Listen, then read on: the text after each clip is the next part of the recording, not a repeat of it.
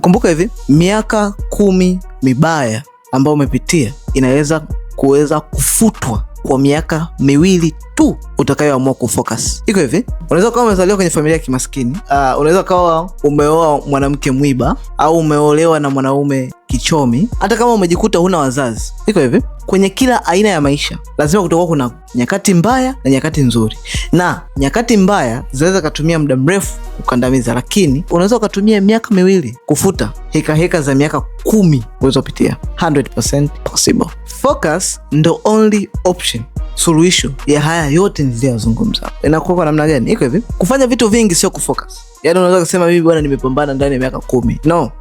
Tumia miaka 2 kufocus kufanya jambo moja. Focus there.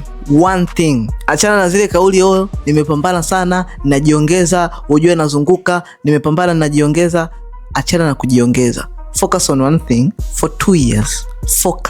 Focus ndo kitu pekee ambacho tumenyang'anywa sisi humanity, tumenyang'anywa na social media, jamii inayotuzunguka. Hakikisha unajiweka mbali na watu ambao wanataka kukudistract kutoka kwenye focus, hata kama ni watu wako wa msingi ama ni watu wako wa muhimu kiasi gani. Waweke pembeni, fix maisha yako. Ukisha fix maisha yako utawarudia. Epukana na makundi, epukana na watu wanaofanya distraction na everything. Focus.